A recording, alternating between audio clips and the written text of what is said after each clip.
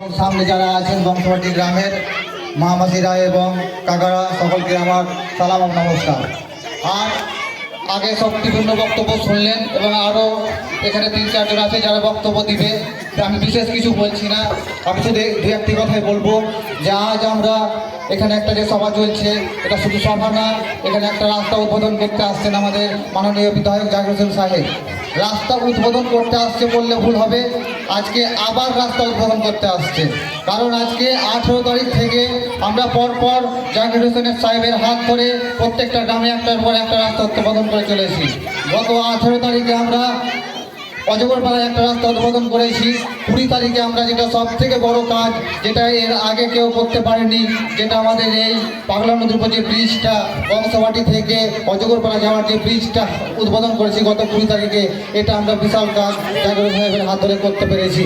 এই ব্রিজ হওয়াতে আজকে শুধু বংশবাটি নয়, বংশবাটি অঞ্চলের 7টা গ্রাম এবং তার সাথে পার্শ্ববর্তী বীরভূম ডিস্ট্রিক্টের কয়েকটা গ্রাম বিশেষভাবে উপকৃত হব।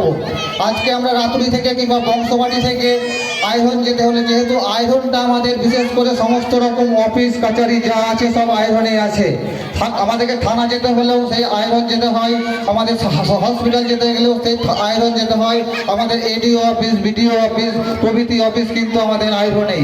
এই আইরন যেতে হলে আমাদেরকে হয় ভিলোরা দিয়ে হারোয়া দিয়ে ঘুরে যেতে হতো, নইলে আমাদেরকে নজিরপুর হয়ে যেতে হতো।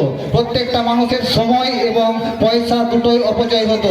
আর 40 থেকে 50 টাকা খরচা করে আমাদেরকে আয়রন যেতে হতো, কিন্তু এই ব্রিজ হয়ে যাওয়াতে আমরা সেই খরচটা 10 টাকায় আনতে পারবো এবং সময়টা আমরা 1 ঘন্টার সময় আমরা 15 মিনিটে যেতে পারবো। এই পুরো কৃতিত্বটাই কিন্তু আমাদের মাননীয় বিধায়ক জাকির হোসেন সাহেবের। আজকে যে বংশবাটিতে 7 কিলোমিটার যে রাস্তা উদ্বোধন হচ্ছে, প্রায় 4 কোটি টাকা দিয়ে এই রাস্তা উদ্বোধন হওয়ার পরে আমাদের মনে হয় বংশবাটি অঞ্চলে আর কাঁচা রাস্তা থাকবে না। সামনে যে রাস্তাটা আছে, এই রাস্তাটা আমি মোটামুটি আর 4-5 বছর থেকে দেখছি। এটা আমরা অনেক রকমভাবে চেষ্টা করেছি, অনেক জায়গা থেকেই চেষ্টা করেছি সুরাহা করার, কিন্তু করতে পারিনি। আজকে সেই রাস্তার একটা সুরাহা হাতে আমাদেরকে তো বিশেষভাবে আমরা আনন্দ উপভোগ করছি, তার সাথে আপনাদেরকেও আশা করছি ভালো লাগবে যে এই রাস্তাটা আমরা একটা সমাধান করতে পারলাম। এই জন্য এটারও কৃতিত্ব কিন্তু আমাদের জাকির হোসেন সাহেবের। আর আজকে আমি কিছু বিশেষ বলছি না, আমরা প্রত্যেক দিন প্রত্যেকটা রাস্তা উদ্বোধন করছি। এখানে আরও অনেক নেতৃত্ব আছে, তারা আপনাদেরকে আরও বিশেষভাবে বলবে। এই বলে আমি আমার সংক্ষিপ্ত বক্তব্য শেষ করছি। ধন্যবাদ আমাদের অফিস সরকারকে। এবারে আপনাদের সামনে সংক্ষিপ্ত কিছু